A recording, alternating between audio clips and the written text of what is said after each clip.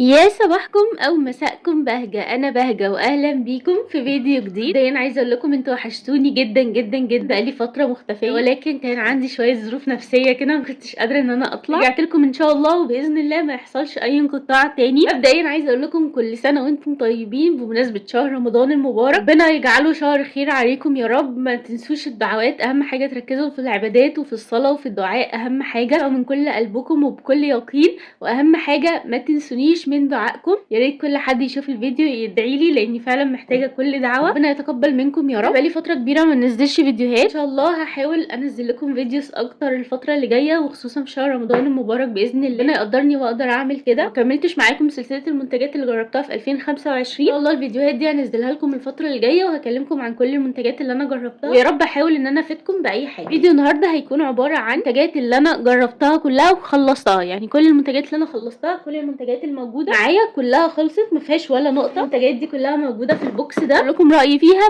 بكل مصداقيه وبكل امانه. يلا بينا نبدا. هنبدا كده بطريقه عشوائيه، ناخد من جوه البوكس. اول حاجه طلع معايا دراكون رول اون. بصوا يا جماعه، انا اللي بيشوف معايا الفيديوهات هيلاقي ان انا جبت السنه اللي فاتت 2025 في العيد الصغير، كان العرض يعني دراكون اتنين مع بعض، واحد وعليه التاني هديه. انا دراكون بصراحه حبيته. لما جبت دي بصراحه عجبني. اولا هو سعره حلو مش غالي زي حاجات كتير قوي براندات تانية. حاجه ان هو ما بيسمرش بصراحه معايا، ما عملش اي اسمرار الحمد لله. ما خدش وقت اوفر ان هو ينشف، بياخد وقت شويه بس مش كتير. السنت دي اسمها لولي بوب كاندي، ريحتها حلوه جدا وهاديه، ريحته مش فواحه يعني عايزين كده تبقى ريحه قويه، لا ده مش ريحته قويه خالص، بس في نفس الوقت ظاهره في الهدوم. يعني لما كنت بخرج وارجع بلاقي ان تحت الاندر ارم الريحه بتاعته مش ريحه عرق، بس في ريحه الرول اون نفسه، فدي طبعا حاجه ظريفه. هو على فكره ما بيمنعش العرق، يعني انت بتعرقي عادي، بتعرقي كويس يعني، ولكن هو عرقي عادي، بس هو مش هيوقف العرق، هو بيقلله سنه بس بتعرقي كويس. فدي حاجه حلوه ان المسام بتاعتك ما بتسدش. هل هو حلو قوي؟ بصوا يا جماعه، هو حلو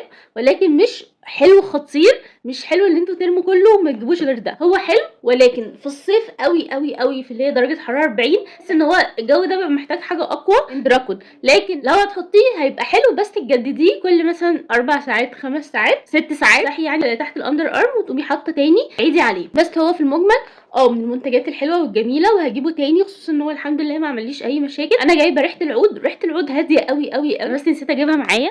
الريحه هاديه اوفر لدرجه ان انت يعني حتى تيجي بقى خلاص طيري هدومك وكده ما بتشميش الريحه، بتبقى ضعيفه قوي. بس هي حلوه للناس اللي هم مش عايزين روايح، يعتبر يعني ما فيهوش روايح بس هاديه. لكن ده لا، ريحته بتبقى باينه اكتر، ولكن برده ريحه مش مزعجه. هجيبه تاني ولا لا؟ هجيبه تاني عادي الحمد لله، بحبه بصراحه. انا من محبين دراكون الرول اون، ومن مشجعين الناس ان هي ده اول منتج معايا. المنتج التاني معايا هو الشامبو ده بتاع ايفا. عايزه اقول لكم ان انا عندي شامبو تاني بتاع الو ايفا، بحبه جدا جدا جدا كده، هو معايا فاتكلم عنه بعدين. بصوا يا جماعه، الشامبو ده انا لما جبته لوحده وما جبتش معاه البلسم بتاعه. هو بينضف الشعر حلو، بس هو منتج حلو ان هو ما فيهوش بارابين، فهو مش هيأذي الشعر. تجربتي معاه ان انا لما كنت بحط شعري كان بيبقى ناشف جدا جدا جدا، غير العادي، غير لما كنت بستحمى في العادي كنت بحس ان هو بينشف اكتر وبيهيش اكتر وضعيف اكتر. النوتة كتبت لي ان هي نوع تاني منه، بس يعني سنت تانية كان حلو قوي معاها. انا هديله فرصه تانية واجربه مره تانية، وهشوف هل فعلا هيديني نفس شفاين ده مع العنايه اكتر بالشعر ولا لا. عايزه اقول لكم من كتر ما هو كان بينشف شعري، انا كنت بستخدمه مره واحده مثلا في الشهر او مرتين ماكسيموم. كنت بستخدم حاجه تانية معاه، لان لما كنت بستخدمه لوحده لا كان بيبقى صعب قوي. وكمان كنت ممكن استخدمه مره واحده في الاسبوع، مش مره واحده في الشهر، عشان قلت مره واحده في الشهر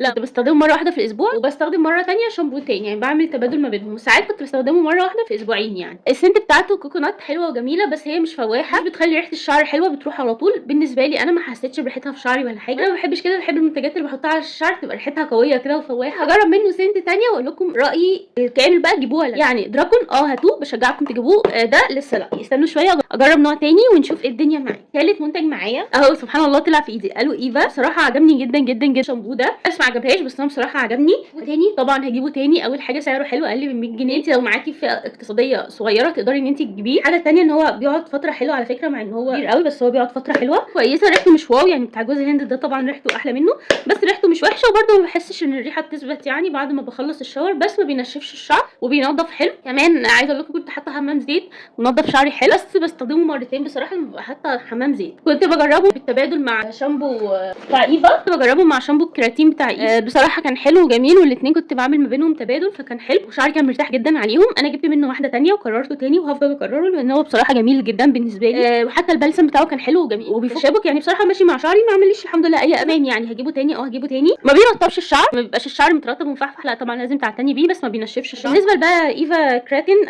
انا سمعت ان بيتقال ان دي العبوه دي هي نفس العبوه دي. بصراحه هل ممكن بقى عشان كنت بستخدم الاثنين مع بعض لان ده عجبني، عشان كده بقول لكم هجيب عبوه ثانيه من دي وهقول لكم رايي فيها، لان انا محتاجه ان انا اركز في الموضوع ده شويه. بالنسبه للشامبو برده ايفا كراتين برده سعره حلو، كان اغلى شويه بس ده اخف من ده. يعني ده تحسي هو كده نازل على ايدك قوامه تقيل، ده قوامه اخف، ده بيتفرد على الشعر اسهل، يعني تقدري ترغي بيه الشعر احسن من ده، بس تمام يعني. وده برده قوامه تقيل مش خفيف، قوامه اخف بصراحه. يعني في حاجه ايفا اللي انا هجيبه طبعا قالوا ايفا عندي على طول، بس مش هقدر استغنى عنه. ممكن بقى ايفا كراتين ده اجيبه لو ما لقيتش قالوا بس يعني اللي هو قالوا ايفا اكتر منه، بحبه اكتر منه. المنتج اللي جاي هو مويست وان انا عندي الكريم بتاعه، عايزه اجيب الغسول بتاعه تاني، بس انا دلوقتي هو سعره بصراحه 200، فانا مستنيه اظبط بس الميزانيه عشان اقدر ان انا اجيبه تاني. غالي قوي بس هو بيغلى. في غسولات يعني بتبقى ب 100 مقضيه الغرض، يعني مش عارفه هم ليه بيغلوا الغسول وكده، بس بصراحه الكريم تحفه وعندي، بس انا مش هتكلم عنه، انا عامله لكم ريفيو كامل تقدروا تشوفوه في الشانل بتاعتي. خطير الكريم. الغسول اعتقد هيبقى تحفه لان انا جربته، هو اصلا ده كان بتاع اختي ولكن كان فضل حبه صغيره فكنت بستخدمه بدلها. بصراحه كان تحفه تحفه تحفه، ما بينشفش البشره، بينضف كويس، ولكن انا مش عايزه اتكلم عنه لان انا ما جربتوش كويس، كان فاضل بس حبه اللي هو مرتين ثلاثه وخلاص. محتاجه ان انا اجيبه يعني واجربه اكتر عشان اقدر اديكم فعلا الفيدباك الكامل هل تجيبوه ولا لا. بس انا المرتين ثلاثه اللي استخدمته لا هاتوه، وجنتل قوي على البشره، والبشره الجافه تحفه تحفه تحفه تحفه. المرتين ثلاثه اللي انا استخدمتهم دول كانوا المنتجات اللي انا جربتها خلصتها. بصوا المنتجات دي يا جماعه ما فيهاش نقطه خالص وخلصته. ده كان فيديو النهارده، ده بارت 1، استنوا بارت 2 تعمل لكم بقيه الحاجات اللي انا جربتها وخلصتها خالص لاخر نقطه ورايي فيها. كان فيديو النهارده، لو فيديو النهارده عجبكم ما تنسوش تعملوا لي لايك، تكتبوا لي في الكومنت ايه رايكم في الفيديو، شيروا الفيديو لكل اصحابكم عشان يستفيدوا. اشوفكم ان شاء الله في فيديو جديد ومع السلامه.